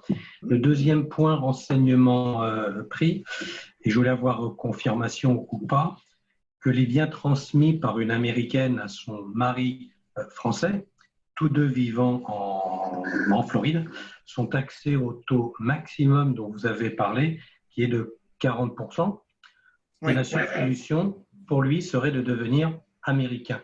Et ça, c'est une situation très fréquemment que personne ne connaît. Alors, je réponds à la première question. Oui. La première question, c'est que oui, il y a des variations d'un État à un autre, mais le schéma général est le même. Comme je le disais tout à l'heure, peut-être, par exemple, que le spousal election, la part qui revient à l'époux survivant ou conjoint survivant, peut varier d'un État à un autre, mais l'époux survivant n'est jamais complètement déshérité, à moins qu'il n'y ait un contrat prénuptial. Concernant le conjoint survivant, par exemple, c'est vous qui décédez en premier et votre épouse est française, vous m'avez dit. C'est le contraire. Elle est américaine, je suis français. Donc il n'y a pas de problème, sauf si c'est elle qui meurt en première et c'est elle qui a la plus grosse fortune. Parce que, en fait, c'est vous, héritier français, mais pas de nationalité américaine, c'est ça? Exactement, juste la green card. Oui, mais c'est plafonné. Enfin, vous avez une exonération quand même, comme j'ai dit tout à l'heure, très généreuse de 11 850 000 $. Ce qui fait que si votre femme a une succession de moins que ça, il n'y a pas de droit de succession à payer, sauf l'État, et je crois qu'en Floride, il n'y en a pas. Donc, si sa fortune dépasse le montant de l'exonération, à ce moment-là, vous serez taxé enfin la succession sera taxée sur ce qui dépasse, le montant qui dépasse l'exemption amount, donc les 11 850 000 $ cette année. Ce qui fait que si cette question vous inquiète et que votre épouse a une grosse fortune, à ce moment-là, vous établissez ce qui s'appelle, ou est établi dans un testament, un Q-Dot Trust, c'est encore une complication, qui prévoit que tout ce qui dépasse le montant d'exonération rentre dans ce trust et n'est taxable qu'au moment où il y a des retraits, et même sont exonérés si ce sont des retraits pour ce qui s'appelle necessities. Là, je rentre dans des complications là, mais donc à moins que vous ayez, votre épouse ait une grosse fortune, vous n'avez pas... Non, alors on est en dessous, hein, pour conclure, en dessous des 11 millions et les Oui, alors, et là, bon, si vous avez des inquiétudes, qu'un jour, et je le souhaite pour vous et tout le monde, que vous ayez une grosse fortune, que votre épouse ait une grosse fortune, devenez américain. Parce que vous avez une carte verte, rien ne vous empêche, au bout de 3 ans de résidence aux États-Unis, de devenir citoyen américain. Tout à fait. Si vous en avez envie, vous ne perdez pas votre nationalité française pour autant. Hein. Non, bien sûr. Parfait. Est-ce que j'en préconise, surtout que vous avez l'intention de retourner en France, parce que ça facilite énormément les choses. Très bien. Merci beaucoup. Merci à vous, Julie. Pardon. Richard. Je vais donner la parole au premier qui parle. Xavier. Allez, Xavier, on vous écoute, Xavier. Bonjour, je suis Xavier, donc je suis franco-américain. Je ne t'entends pas, Xavier, il faut parler plus proche du micro, par contre. Là, vous m'entendez, là? Oui. Là, c'est mieux, ok. Donc, je suis Xavier, j'habite en Floride depuis plus de 25 ans. Je suis français. Xavier, on ne vous entend plus du tout, il faut crier. Là, c'est mieux ou pas, là? Là, ouais. Là, c'est mieux? Oui. Oui. Ok. Donc, vous êtes franco-américain. Oui, c'est ça, voilà. J'ai des biens immobiliers en France et aux États-Unis. D'accord. Ok. Donc, dans mon cas, il serait préférable d'avoir 2 testaments, un en France, un aux États-Unis. D'accord? Vous avez, oui, c'est préférable, mais vous, avec la nationalité américaine, vous pouvez tout à fait désigner dans un testament américain la loi américaine et prévoir des dispositions qui, de toute façon, vont s'appliquer sur les biens français parce que vous avez la nationalité américaine. D'accord.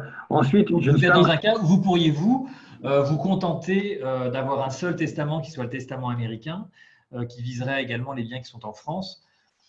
Après, on conseille 2 testaments parce que ce sera juste un petit peu plus long ou tout petit peu plus compliqué d'exécuter le testament américain en France. Mais exactement, c'est ça. Il y a quelques notaires qui pourraient être un peu désarçonnés de voir un document étranger, mais on finirait par y arriver. Mais voilà, dans votre cas particulier, ce n'est pas une absolue nécessité d'avoir 2 testaments. D'accord. Et sinon, je ne me suis pas marié, j'ai une femme, enfin une compagne, pardon. Elle est américaine, mais elle est paxée en France. Quel est l'impact sur la succession française? Alors, attendez, elle est paxée. Ça concerne une de vos amies? Non, mon amie est américaine. D'accord. Mais elle est paxée en France. Alors, en droit français, les partenaires paxés n'ont pas de vocation héréditaire. Donc, s'il n'y a pas de testament qui a été fait entre les partenaires, sur un plan successoral strict, il n'y a aucun effet, sauf un droit qui est réservé d'occupation sur la résidence principale pendant 1 an. D'accord. Ok. Dernière question. Les biens immobiliers en France sont dans des SCI individuels et SCI à l'impôt sur les sociétés qui sont partagés avec mon fils. Mon fils est franco-américain.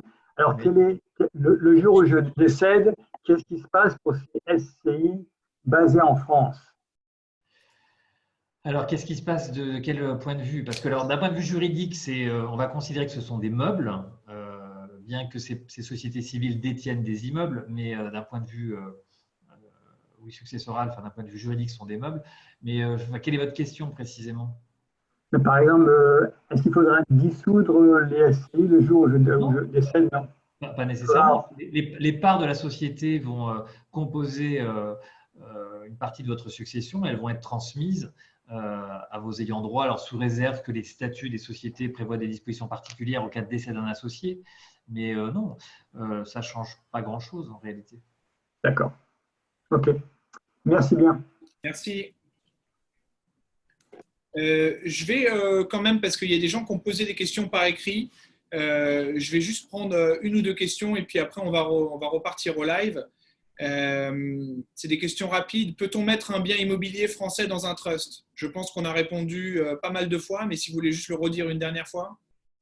Eh ben, alors, en théorie, c'est possible, mais je dis attention, grande méfiance, parce que le problème, ça va être l'exécution de ce trust en France.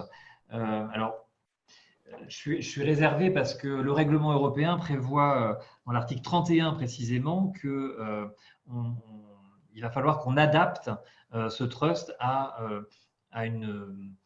quelque chose de connu en droit français, puisque je rappelle que le trust n'est pas un démembrement de propriété qui est connu en droit civil français. Donc, il faut trouver un équivalent, et suivant ce qui aurait été prévu dans le trust, cet équivalent est plus ou moins compliqué à trouver en France. Merci. On va prendre la question de Boris en live. Oui, bonjour, je voulais savoir, je suis franco-américain et je suis résident en Californie depuis très longtemps. Si je reçois des parts d'un immeuble en France, alors je suis franco-américain, est-ce que, et je ne suis pas imposé du tout en France, est-ce que je dois payer des droits de succession? Et deuxièmement, est-ce que j'ai droit, est-ce qu'il y a des possibilités de minorer des droits de succession français via des montages style SCI comme ça? Alors ça, c'est entendu l'ensemble. Donc là, vous vous placez, c'est un parent qui détient un immeuble dont vous pourriez hériter, c'est ça? Voilà. Ouais. Alors une part d'un appartement, par exemple, ou d'une maison. Le fait que vous soyez résident aux États-Unis ne va pas vous permettre de payer moins de droits de succession que si vous résidiez en France, en tout cas vis-à-vis de cet immeuble. Ça, c'est certain. Après, pensez à des schémas comme une mise en société pour minimiser l'imposition. Alors, ce serait à nuancer, mais non, parce que au lieu de trouver l'immeuble dans l'actif de la succession de vos parents, on va trouver des parts de société immatriculée en France, qui va être de la même manière taxée en France. Donc, il n'y a pas de possibilité, en fait, de ne pas être taxé, de ne pas payer de droits de succession en France. Si c'était le cas, tous les immeubles seraient détenus au travers de sociétés civiles. Mais de toute façon, vous n'aurez pas de droits de succession à payer aux États-Unis, ça c'est clair. OK, merci. Il faudrait que vous déclariez quand même si la succession dépasse 100 000 $. D'accord, OK, merci. On a Matt qui avait une question. Oui, merci encore pour très informatif ce soir. Merci French Morning. Alors, je voudrais revenir sur un cas de figure que vous avez exprimé avant, d'une personne qui a la double nationalité et qui réside en France et qui fait un testament aux États-Unis. Donc, c'est un des cas de figure qu'on a vu avant. Donc, elle réside en France, testament aux États-Unis, double nationalité. Elle a des biens mobiliers et immobiliers dans les deux pays. OK. Et donc, quand elle décède, si j'ai bien compris, donc c'est la loi américaine pour l'ensemble, même les biens immobiliers français qui s'appliquent, immobiliers, je veux dire. Puisqu'il a la nationalité américaine. Ouais. Donc là, tout ça, j'ai compris. Mais au niveau des droits testamentaires, ça veut dire aussi que c'est uniquement la loi américaine qui s'applique pour les droits testamentaires. C'est qu'il n'y a plus de droits à payer en France pour le. Exactement. Imaginons que cette personne avait des enfants et qu'elle dit dans son testament américain qu'elle souhaite que ce soit sa cousine qui hérite de tout. Eh bien, la France appliquera cette disposition. Je n'ai pas compris votre réponse. Donc, supposons qu'il y a effectivement un enfant en France qui hérite, oui, mais que le testament aux États-Unis, donc si le testament américain écarte cet enfant, dans la mesure où la personne qui est décédée avait la nationalité américaine, eh bien, la France acceptera d'écarter cet enfant. La France va appliquer strictement ce qui est prévu dans le testament américain. J'ai compris cette partie-là, mais moi, c'est au niveau des droits successoraux, en fait. Donc, si au niveau des droits successoraux, donc en double nationalité, la personne réside en France, ouais, un immeuble en France, mais elle a fait un testament italo-américain, les droits successoraux sur l'immeuble en France ne sont pas à payer en France. Ah non, ce que vous évoquez, c'est la fiscalité. Est-ce que je peux répondre à la partie américaine, François? Ouais. Du fait de la nationalité américaine du défunt, la succession mondiale est taxable, mais avec un crédit pour tout droit de succession payé dans un autre pays. Taxable où? Parce que là, la personne réside en France. Aux États-Unis. Aux États-Unis, d'accord, y compris les immeubles. Tout, l'ensemble, oui. Donc, ça veut dire que la France n'a pas de droit de taxation pour l'immeuble en France dans ce cas-là, même si le reste... Mais on applique la Convention quand même. Hein. Et la Convention prévoit qu'en fait, les immeubles sont taxés en France. Oui, c'est déjà compris, oui. Mais, oui, donc, exactement. Richard a raison. Le bien immobilier situé en France sera taxé par la France parce qu'il est situé en France, mais néanmoins rentre en jeu la convention fiscale qui lie nos deux pays, qui va éviter que ce même actif immobilier soit taxé 2 fois aux États-Unis et en France. Donc vous aurez droit à un crédit d'impôt en fonction de la taxe que vous aurez honorée dans chaque pays pour éviter que vous la payiez 2 fois. Mais généralement, la taxe aux États-Unis est inférieure à celle en France pour l'immobilier? Souvent, oui. Ah oui, actuellement, avec l'exonération, je m'excuse, je me suis trompé tout à l'heure, c'est 11 580 000, pas 850, mais donc vous avez 11 580 000 $ qui sont exonérés de droits de succession aux États-Unis. Très avantageux d'être américain et résident aux États-Unis. Mais au contraire de la France, par exemple, si vous êtes français, que vous allez vous expatrier dans un pays tiers, un paradis fiscal, la France, à votre décès, ne va pas vous taxer, sauf sur les biens immobiliers que vous avez laissés en France. Mais aux États-Unis, vous allez dans un paradis fiscal, les Bahamas ou autres, les États-Unis vont quand même taxer votre succession. Très bien. Alors maintenant, on reste dans le même cas de figure, mais au lieu d'avoir un bien en nom propre, c'est un bien en SCI en France, immobilier SCI. Donc la SCI, c'est plus un bien, ça devient un bien meuble. Donc dans ce cas-là, c'est bien taxé uniquement aux États-Unis et pas en France. On est d'accord? Et non, parce que du point de vue fiscal, donc là on quitte les règles civiles, le fait qu'il y ait un immeuble derrière ces parts de société, eh bien la France va taxer de la même manière l'actif qui dépend de la SCI, donc la valeur des parts de la société. Je reviens à la réponse que j'ai faite à la personne précédente. Si le fait de mettre un bien en société civile permettait d'échapper aux droits de succession, eh bien tous les immeubles seraient détenus au travers de sociétés civiles. Oui, enfin, c'est-à-dire qu'avant, c'était une personne qui n'avait pas le passeport américain. Maintenant, c'est une personne qui a le passeport américain. C'était la seule différence. Encore une fois, il ne faut pas mélanger les règles civiles de désignation de la loi applicable avec les règles fiscales, qui sont vraiment un autre pan. D'accord, non, je comprends la distinction des deux. Merci beaucoup, vous avez répondu à ma question. Merci beaucoup. Merci à vous.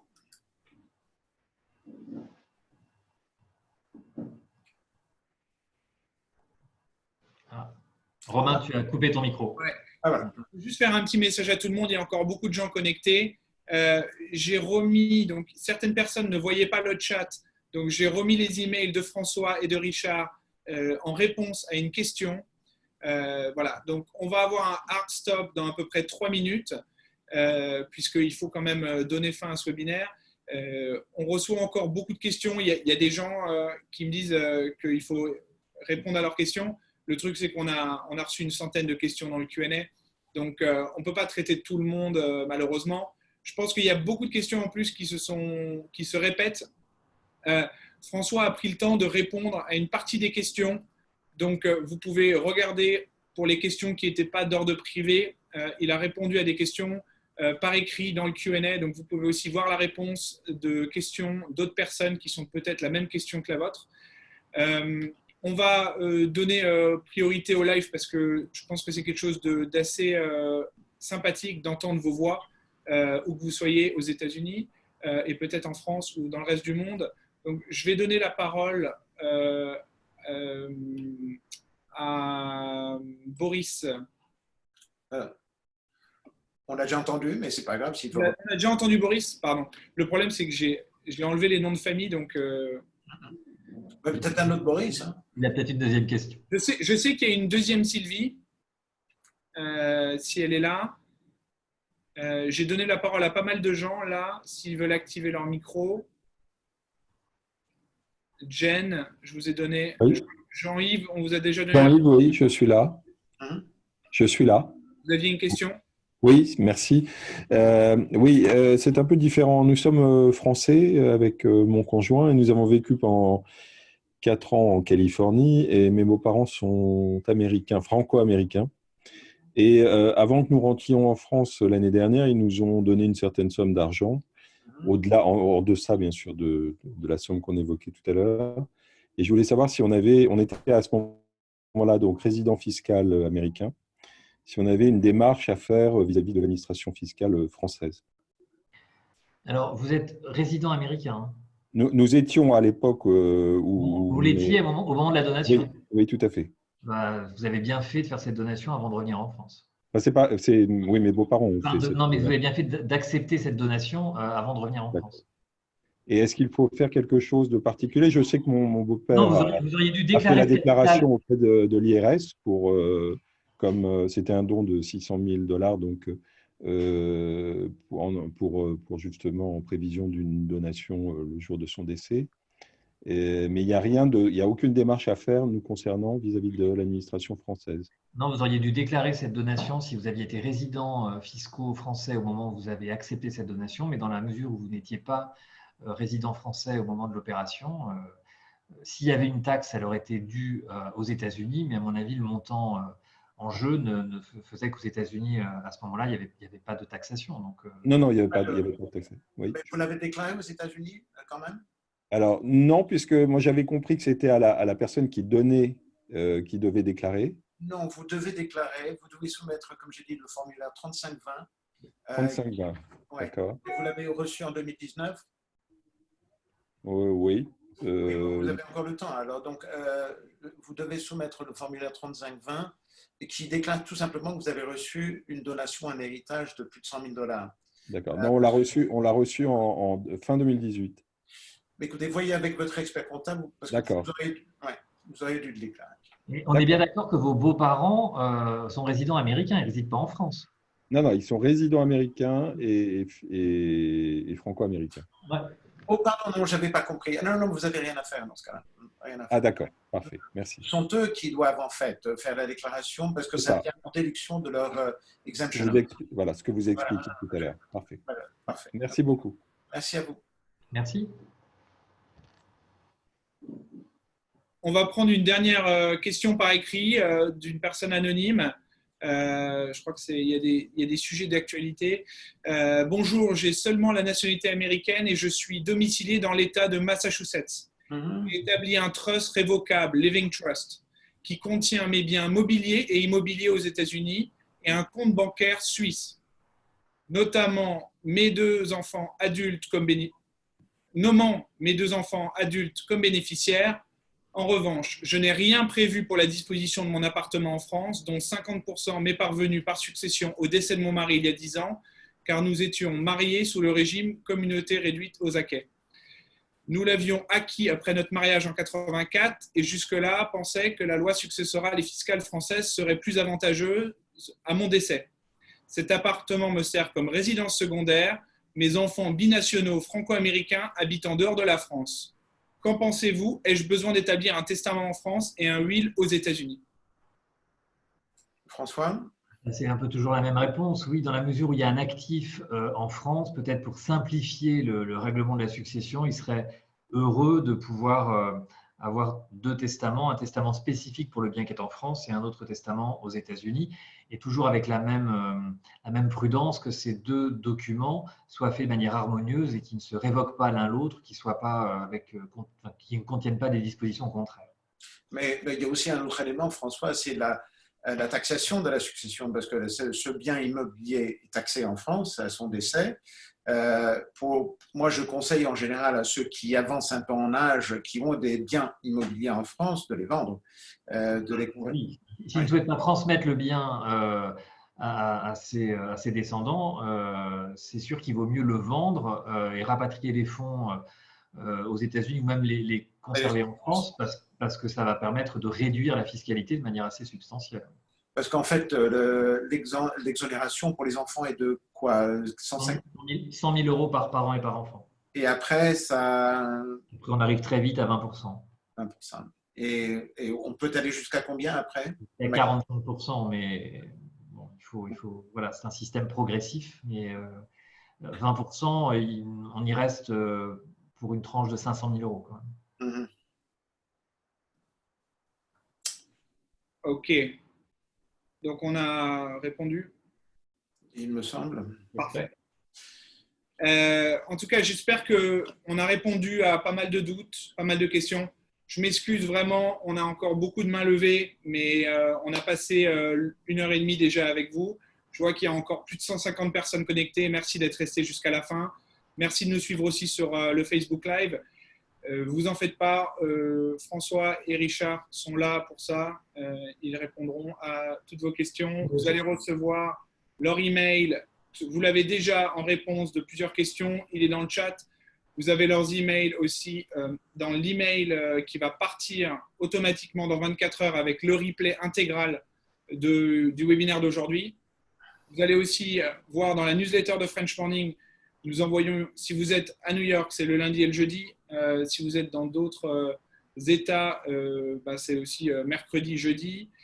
Et ensuite, si vous voulez voir tout de suite le replay intégral de ce webinaire, je vous invite à aller sur notre compte Facebook. Il est disponible dès à présent.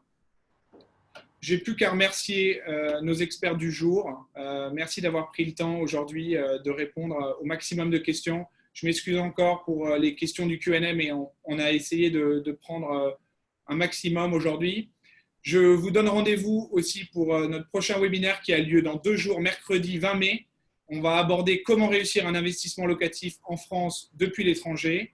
Et j'ai plus qu'à vous souhaiter une bonne soirée à tous. Merci à vous. Merci François. Merci beaucoup. Merci Nathalie. Bye Bye bye. Bon après-midi, bonne soirée. Au revoir. Au revoir. Merci à tous. Merci bien. Merci Romain.